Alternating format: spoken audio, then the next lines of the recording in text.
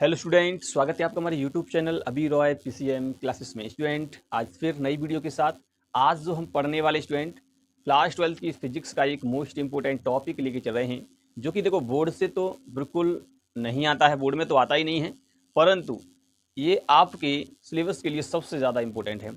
जो आप सिलेबस करना चाहते हो, अगर आपको यह टॉपिक नहीं आता है तो आगे का कल्पना करना छोड़ दो, क्योंकि आगे कुछ समझ में ही नहीं आएगा, क्योंकि ये एक बेसिक है एक तरह से। और ये कूलॉम का जो नियम मैं आज पढ़ाने वाला हूँ, जैसा कि आप थंबनेल से पता पड़ चुका होगा, बिना थंबनेल देखे आप इस वीडियो को क्लिक नहीं किए हो, ठीक है नहीं। आपको थंबनेल से पता पड़ चुका है कि आज हम किस टॉपिक की बात करने वाले हैं, तो आज हम उसी टॉपिक की बात करने वाले हैं जिसको देख करके आप इस वीडियो को देख रहे हो, ठीक है नहीं। तो देखिए, आज हम इस वीडियो में कूलॉम के नियम के बारे में बात करेंगे। कूलॉम का नियम सबसे ज़्यादा इंपॉर्टेंट है, बेशक बोर्ड में नहीं आता है, परंतु ये सिलेबस के लिए सबसे ज़्यादा इंपॉर्टेंट है। हर जगह इसका हम प्रयोग करते हैं, हर जगह प्रयोग करते हैं, इसलिए इस वीडियो को देखना बहुत ही ज़रूरी है।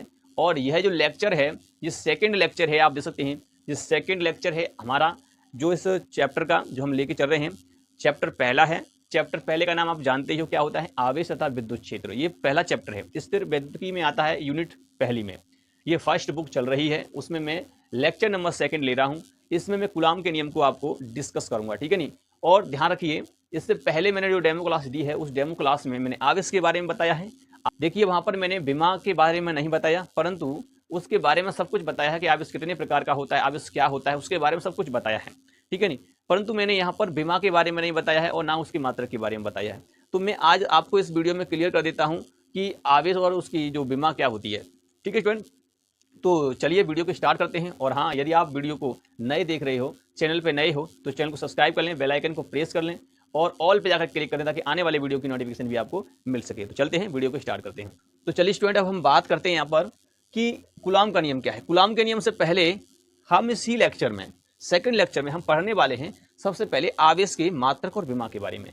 तो देखिए, आवेश जो होता है, आवेश को हम क्यू से दिखाते हैं। किससे दिखाते हैं? क्यू से दिखाते हैं। फॉर्मूला होता है क्यू बराबर आई टी, ठीक है स्टूडेंट, ये होता है। अब देखिए, फॉर्मूला तो आप जानते हैं, जैसा कि मैंने बता भी दिया है। फॉर्मूला होता है क्यू बराबर आई टी, आई इसमें धारा होती है, टी यानी कि समय होता है। अगर मैं इसके मात्रक की बात करूं, किसकी बात करूं? मात्रक। तो स्टूडेंट, इसका मात्रक क्या होगा? यूनिट। देखिए, यूनिट की अगर बात करेंगे तो धारा का मात्रक होता है एम्पियर। क्या होता है? एम्पियर, ठीक है। धारा का मात्रक हो गया एम्पियर, और समय का मात्रक क्या होता है? सेकंड होता है। क्या होता है? सेकंड। समय का मात्रक सेकंड होता है। आपने यदि जो मैंने विमा वाला वीडियो बनाया है, आप जाकर के उस वीडियो को देख लीजिए, आपको क्लियर हो जाएगा कि विमा किस प्रकार से निकालते हैं। ज़्यादा रटने की आवश्यकता नहीं पड़ेगी, ठीक है। मानता हूँ उस वीडियो की क्वालिटी थोड़ी सी सही नहीं है, ठीक है नहीं, इसलिए वो थोड़ा सा वैसे दिखाई देता है। आप उसकी क्वालिटी को बढ़ा सकते हैं, ठीक है। आपका जो कोने में सेटिंग वाला बटन होता है, वहाँ पर जाकर के एडवांस सेटिंग पर जाकर के आप क्वालिटी को बढ़ा सकते हैं, ठीक है। तो यहाँ पर देखिए, एम्पियर इंटू सेकेंड इसका हो जाएगा, और यहाँ पर तुम्हारा क्या हो गया? अब इसका मात्रक क्या होगा जी? एम्पियर सेकंड होगा, सिंपल है ना। एम्पियर सेकंड ही तो हो गया इसका मात्रक, एम्पियर सेकंड, ठीक है नहीं, ये होगा इसका मात्रक। मैं शॉर्ट में देता हूँ, एम्पियर सेकंड हो गया। इसी को कहते हैं स्टूडेंट कूलॉम। क्या कहते हैं इसको हम? कूलॉम। कूलॉम इसका मात्रक होता है। इसे हम किससे दिखाते हैं? इसे हम कैपिटल सी एस ऐसे करके दिखा देते हैं, ठीक है। कहीं भी उसके पीछे लगाएंगे तो ये होता है, कूलॉम होता है, ठीक है स्टूडेंट। और इसकी अगर हम बात करें, तुम्हारा ये कूलॉम हो गया, मात्रक हो गया। विमा की अगर बात करेंगे, विमीय सूत्र की, तो विमीय सूत्र क्या होगा? विमीय सूत्र। तो स्टूडेंट, विमीय सूत्र की बात करेंगे तो विमीय सूत्र हो जाएगा, देखो यहीं से निकाल लो। एम्पियर का होता है ए, और आपका समय का होता है टी। गुणा कर दो भैया इसका, तो क्या हो जाएगा? एटी हो जाएगा। ये इसकी विमा हो जाएगी स्टूडेंट, ठीक है। तो ये इसका मात्रक और ये इसकी विमा होती है। आपको क्लियर हो चुका होगा। अन्य मात्रक भी होते हैं, इसके छोटे छोटे मात्रक होते हैं, ठीक है। अन्य मात्रा जैसे माइक्रो कूलॉम हो गया, तो एक माइक्रो कूलॉम कितना का होता है? एक माइक्रो कूलॉम। तो एक माइक्रो कूलॉम को जैसे म्यू दिखाते हैं। एक माइक्रो कूलॉम में कितने कूलॉम होता है? वो होता है 10⁻⁶ कूलॉम, ठीक है नहीं। और एक मिली कूलॉम में कितना होता है? एक मिली कूलॉम में स्टूडेंट होता है, वो होता है तुम्हारा 10⁻⁻³ कूलॉम, एक मिली कूलॉम। और आपका एक पिको कूलॉम में कितना होता है? एक पिको कूलॉम में तुम्हारा होता है स्टूडेंट, वो होता है 10⁻⁻12 कूलॉम, ठीक है नहीं। और आपका एक नैनो कूलॉम में कितना होता है? कि नैनो कूलॉम में जो स्टूडेंट तुम्हारा होता है, वो होता है 10⁻⁹ कूलॉम। ये अन्य छोटे मात्रक हैं जो आपके न्यूमेरिकल के दौरान में प्रयोग में लिए जाते हैं। ये छोटे मात्रक हैं। आवेश के सबसे छोटे मात्रक यही है। सबसे बड़ा मात्रक की अगर हम बात करें, आवेश सबसे बड़ा मात्रक क्या होता है स्टूडेंट? सबसे बड़ा मात्रक होता है, उसे ध्यान रखना है, फैराडे होता है। क्या होता है? फैराडे, ठीक है नहीं, फैराडे होता है। आवेश सबसे बड़ा मात्रा होता है फैराडे, और इसकी जो वैल्यू होती है स्टूडेंट, 1 फैराडे बराबर होता है, वो तुम्हारा कितना होता है 96,500 कूलम होता है, 96,500 कूलम। 1 फैराडे बराबर इतनी होता है भैया मान इसका कूलम में, ठीक है। ध्यान रखना सबसे बड़ा मात्रा फैराडे होता है। तो ये इसके मात्रा होते हैं और ये इसकी विमा होती है। क्लियर हो चुका होगा, ठीक है। ये थोड़ा सा रह गया था, मैंने इस वीडियो में क्लियर कर दिया। तो चलिए अब हम बात करते हैं कूलम के नियम की। कूलम का नियम क्या होता है उसके बारे में बात करते हैं। तो मैं आपको बता दूं, कूलम एक वैज्ञानिक थे जिनका नाम था पूरा चार्ल्स ऑगस्टीन डे कूलम। क्या नाम था? चार्ल्स ऑगस्टीन डे कूलम इनका एक नाम था, पूरा नाम, एक वैज्ञानिक थे। इन्होंने क्या बताया था? इन्होंने दो आवेशों के मध्य बल की गणना की थी। दो आवेश के मध्य बल जो लगता है उसके बारे में इन्होंने अपना एक व्यंजक दिया, फॉर्मूला दिया, जो फॉर्मूला हम हर जगह यूज करेंगे दो आवेशों के लिए, ठीक है।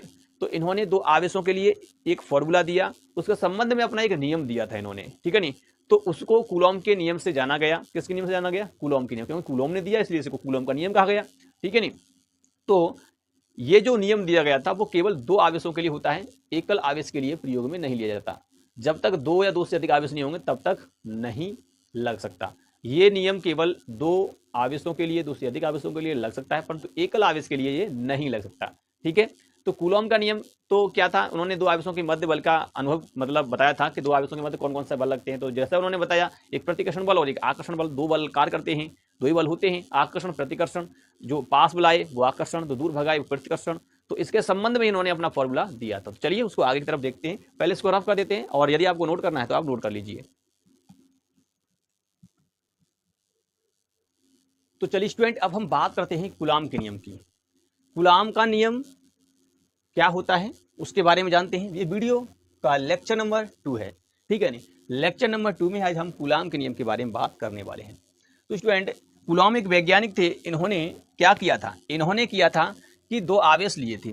दोनों आवेश, देखो आवेश दो इन्होंने लिए, वो दो आवेश समान भी हो सकते हैं, समान प्रकृति के, या विपरीत प्रकृति के भी हो सकते हैं। तो इन्होंने क्या किया कि जब दो आवेशों को लिया, एक प्लस लिया दूसरा भी प्लस लिया, तो इन्होंने क्या देखा स्टूडेंट कि ये एक दूसरे को रिपेल करते हैं, एक दूसरे को दूर भगा रहे हैं। एक इन्होंने प्लस लिया और एक इन्होंने माइनस लिया, तो इन्होंने क्या देखा कि एक दूसरे को ये पास में बुला रहे हैं। ऐसे इन्होंने एक माइनस आवेश लिया और एक और माइनस लिया, फिर भी इन्होंने देखा तो भैया ये प्रतिकर्षण कर रहे हैं, दूर भगा रहे हैं। तो इन्होंने देखा कि ये एक दूसरे को दूर भगा रहे हैं, तो उसके मध्य एक बल होगा जरूर, अवश्य कोई एक बल होगा, क्योंकि बल के माध्यम से एक दूसरे बल लगा रहे हैं, ठीक है नहीं। अरे भाई हम किसी बल लगाएंगे तभी तो दूर हटेगा, तो ऐसे ही आवेश कैसे दूर हट रहा है? या तो ये वहां बल लग रहा है, वो बल कितना था उसके बारे में उन्होंने अपना व्यंजक दिया।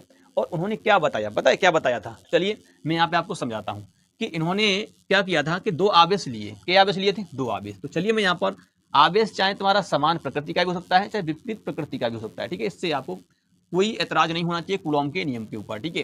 तो इन्होंने दो आवेश लिए, तो एक आवेश मान लो इन्होंने लिया Q1 आवेश, और यहाँ से कुछ दूरी पर R दूरी पर, यहाँ से R दूरी पर इन्होंने एक और आवेश ले लिया, जिसे हम कहते हैं Q2 आवेश, ठीक है। इन्होंने एक आवेश लिया Q1 आवेश और एक लिया Q2 आवेश, ठीक है स्टूडेंट। इन्होंने जो आवेश लिए, एक Q1 लिया एक Q2 आवेश, दो आवेश लिए। ये दोनों आवेश समान प्रकृति के भी हो सकते हैं, विपरीत भी हो सकते हैं। अब भाई साहब क्या किया इन्होंने बताया क्या बताया था? इन्होंने बताया, आप देखिए यही कूलम का नियम जो मैं बताने वाला हूँ, ध्यान से देखना है। इन्होंने बताया था कि इनके मध्य भैया बल लगेगा, ठीक है नहीं। आकर्षण भी हो सकता है, प्रतिकर्षण भी हो सकता है। इन्होंने बताया कि ये बल जो है ना, प्रतिकर्षण बल हो चाहे आकर्षण बल हो, वो बल जो है, एक बात ध्यान रखना है। मैं आपको एक चीज और बता देता हूँ कि यहाँ पर मैं बोलूँ समानुपाती, तो समानुपाती का चिन्ह इस प्रकार होता है स्टूडेंट, इस प्रकार से ऐसे करके होता है, ठीक है। इस प्रकार से तुम्हारा समानुपाती का चिन्ह होता है, इसे कहते हैं समानुपाती का चिन्ह, आपको पता होना चाहिए। इसे कहते हैं अनुक्रमानुपाती प्रोपोर्शनल। तो इन्होंने क्या बताया था? इन्होंने बताया कि ये जो दो आवेश जो हैं, वो बल जो लग रहा है इनके मध्य, वो समानुपाती है किसके? इन दोनों आवेशों के गुणनफल के। तो इन्होंने बताया इन दोनों आवेशों के गुणनफल के समानुपाती है, तो प्रोपोर्शनल है किसके? Q1 आवेश इंटू Q2 आवेश के, इन दोनों के समानुपाती है। समीकरण फर्स्ट हो गया भैया, ये इन्होंने समीकरण फर्स्ट ले लिया। और इन्होंने बताया क्या बताया? और इन्होंने बताया कि इनके बीच की जो दूरी है ना, ये R, इसका वर्ग कर लो और वर्ग करके इसका व्युत्क्रम कर दो, वो भी बल के समानुपाती होगा। तो इन्होंने बताया दो आवेशों के बीच की दूरी के वर्ग के व्युत्क्रमानुपाती होता है, यानी कि जो बल होता है, प्रतिकर्षण बल हो चाहे आकर्षण बल, वो समानुपाती होगा 1/r² के। इस प्रकार से ये समीकरण हमारा सेकंड हो जाएगा स्टूडेंट, ठीक है। समीकरण सेकंड हो गया। अब देखिए समीकरण फर्स्ट मिल गया, समीकरण सेकंड मिल गया। समीकरण फर्स्ट कैसे मिला कि यहाँ पर जो बल लग रहा है प्रतिकर्षण बल, वो प्रतिकर्षण बल हो चाहे आकर्षण बल हो, वो बल जो है इन दोनों आवेशों के गुणनफल के समानुपाती होता है। तो गुणनफल कर लिया और समानुपाती का चिन्ह लगा दिया। दूसरी बात उन्होंने बताई थी अपने नियम में ही कि ये दोनों बल जो दो आवेश हैं इनके बीच की दूरी जो दी है, कितनी दूरी पर रखे गए हैं, तो बीच की दूरी जो दी है उसका वर्ग के व्युत्क्रमानुपाती होता है कौन, आपका बल। ठीक है, अब इन दोनों समीकरण को सम्मिलित करने पर तो समीकरण फर्स्ट, तो यहाँ लिखेंगे समीकरण फर्स्ट व सेकंड को सम्मिलित करने पर, सम्मिलित करने पर, ठीक है, सम्मिलित करने पर, भैया सम्मिलित करो भैया, इसको सम्मिलित करोगे इसको तो क्या हो जाएगा, जो हो जाएगा F प्रोपोर्शनल Q1 Q2 बट्टे में हो जाएगा नीचे R स्क्वायर आपका। ठीक है, ठीक है, इतना हो जाएगा, यहाँ तक क्लियर। अब देखिए इसमें होगा क्या, इसमें ये होगा कुछ नहीं। अब तो ये होगा कि जब ये हटेगा, प्रोपोर्शनल का साइन हटेगा, तो यहाँ पर एक नियतांक आ जाएगा। क्या आ जाएगा, एक नियतांक। तो F बराबर हो जाएगा कि Q1 Q2 बट्टे में R स्क्वायर। यहाँ पर स्टूडेंट जो तुम्हारा आया है कि ये होता है आपका कांस्टेंट। क्या होता है, कांस्टेंट होता है, इसे हम नियतांक कहते हैं, नियतांक। और नियतांक का वैल्यू होता है, कांस्टेंट का मतलब एक नियत वैल्यू, फिक्स वैल्यू इसकी होती है। तो इसका स्टूडेंट में बात करूं तो इस के का जो मान होता है, वो के का मान कितना होता है, पहली बात तो मान तो बात की बात है, इसकी वैल्यू क्या होती है, इसे देखो 1/4 पाई एप्सिलॉन नॉट, ये भी होता है, और इसी के बराबर होता है 9 × 10⁹ न्यूटन मीटर स्क्वायर प्रति coulomb square, newton metre square प्रति कूलम स्क्वायर मात्र होता है। तो के बराबर ये भी होता है, ये भी होता है, ये आंकिक मान होता है इसका। ठीक है ना। तो अब देखिए क्या करेंगे हम, यहाँ पर के की जगह पर इसमें से ये वैल्यू रख देंगे उठा के, ये वाला तो यहाँ पर रख दो उसको उठा के, तो क्या बन जाएगा यहाँ पर, ये तो ये इस प्रकार से बन जाएगा। देखिए तो ये बन जाएगा F बराबर हो जाएगा 1/4 pi epsilon not Q1 Q2 बटे में R स्क्वायर।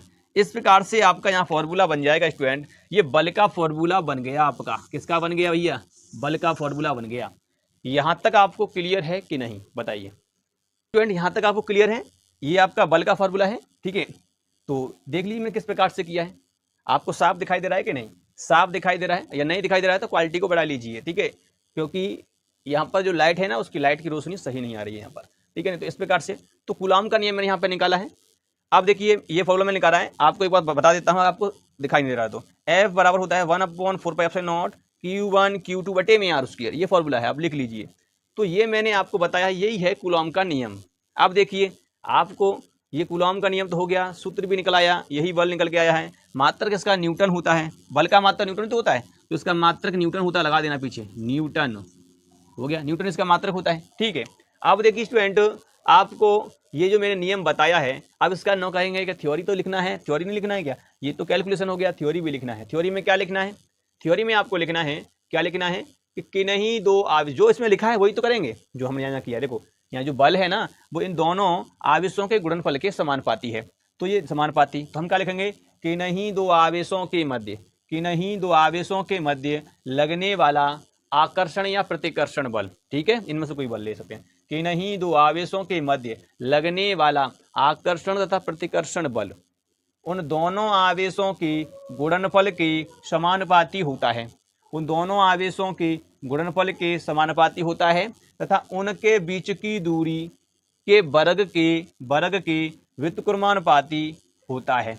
यही कूलॉम का नियम होता है। ठीक है, तो लिख लीजिए इस प्रकार से जो मैंने बोला है, वीडियो के पीछे स्किप कीजिए, लिख लीजिए, नहीं तो मैं यहाँ पर लिख देता हूँ। ठीक है, आपको समझ में आ जाएगा। तो चलिए मैं यहाँ पर लिख ही देता हूँ। तो चलिए स्टूडेंट, मैंने यहाँ पर लिख दिया है, आप नोट कर लीजिए। ठीक है, मैंने लिखा है कि नहीं दो आवेशों के मध्य लगने वाला आकर्षण या प्रतिकर्षण बल उन दोनों आवेशों की गुणनफल के समानुपाती तथा उनके बीच की दूरी के वर्ग के व्युत्क्रमानुपाती होता है। इसे ही कूलॉम का नियम कहा जाता है। ठीक है, बहुत ही आसान तरीका से मैंने आपको समझाया है।